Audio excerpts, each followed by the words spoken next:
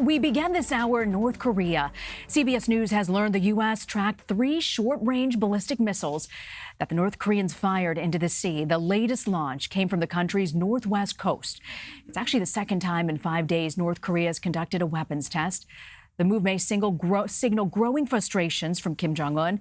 Talks with the U.S. over nuclear disarmament and sanctions have slowed since President Trump's second summit with North Korea. Mr. Trump addressed the situation earlier today. Well, we're looking at it very seriously right now. They were smaller missiles, short-range missiles. Nobody's happy about it, but we're taking a good look, and we'll see. We'll see. The relationship continues, but we'll see what happens. I know they want to negotiate. They're talking about negotiating, but I don't think they're ready to negotiate. Well, the weapons test comes as the Department of Justice announced that the U.S. has seized a North Korean cargo ship that violated sanctions. The ship's now on its way to American Samoa. Ian Lee reports on the escalating tensions in the region. U.S. officials say Kim Jong-un's regime fired several short-range missiles overnight. South Korea's military says it's still analyzing evidence from the test launched from the northwestern part of North Korea. The missiles landed in the Sea of Japan.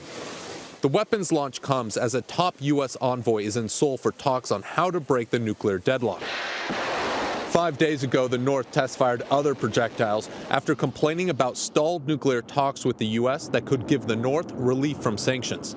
Pyongyang claims the operations were regular defensive military exercises, but South Korea's president says the North is using the test to ramp up pressure to get what they want. The last round of talks with President Trump collapsed in February after the U.S. refused to ease sanctions. Kim Jong-un gave the Trump administration until the end of the year to come up with an acceptable deal. Ian Lee, CBS News. Joining me now, Isaac Stonefish. He's a CBSN contributor and a senior fellow at the Asia Society. So, Isaac, what does Kim Jong-un have to gain by doing this at this point? Feels like it's been several weeks since North Korea's really been in the news. You know, they had that test on Saturday, and doing one again in 5 days is Kim Jong-un's way of reminding the Trump administration that they're there, they exist, and that they actually do have some leverage in negotiations with America. By doing this, is Kim Jong-un violating any agreements with the U.S.? Not with the U.S. So the agreement that he said a moratorium on testing would be long-range missiles and nuclear tests. So this is sort of a cute way of North Korea being able to say, okay, we're still following the agreement that we had, but we're angry and we want something to happen.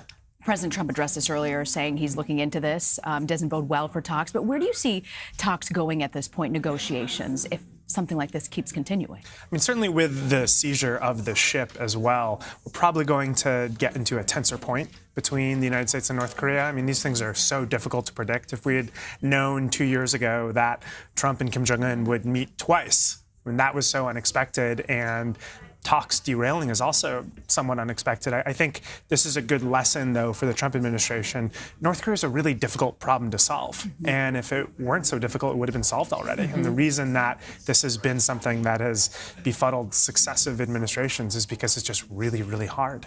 We know countries like South Korea, Japan have a great deal vested in this type of situation to secure their countries.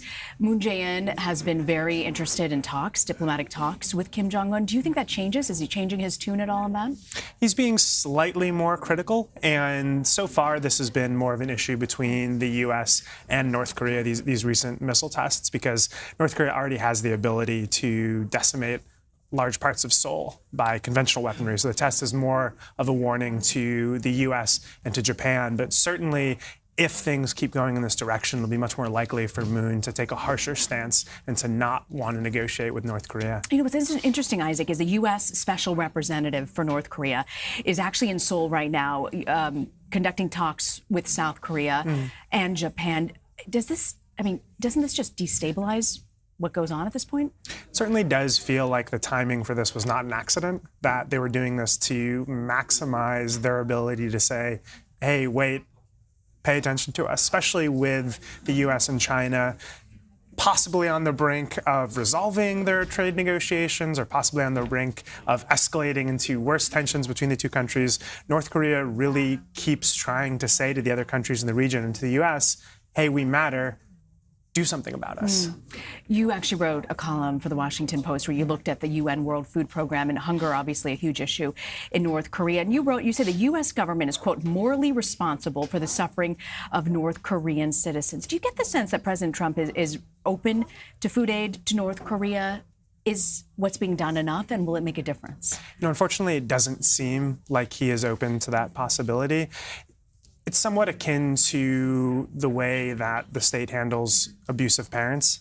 North Korea does not feed its own people. It does an absolutely atrocious job of addressing the needs of its people, but that doesn't give us the right to ignore the suffering of North Koreans. And unfortunately, regardless of how we did food aid, if we did, it would play into the hands of Pyongyang and they would use it to their advantage. But I think the costs of that are less than allowing millions of North Koreans to go hungry.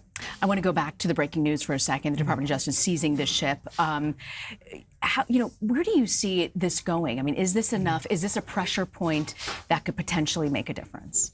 I don't think so. I think it's a very important symbolic step that the U.S. is willing to actually go in and seize a North Korean ship. I mean, it's pretty big news. It's the first time that they've done that in international waters. But I think it'd be hard to imagine this being really the turning point. And I think things are just going to sputter along for the next several months or years. And I certainly don't think that whoever succeeds Trump is going to have a nice, clean slate with North Korea. I think it's going to be continually complicated. Isaac Stonefish, thank you so much for joining us, Isaac. Thank you.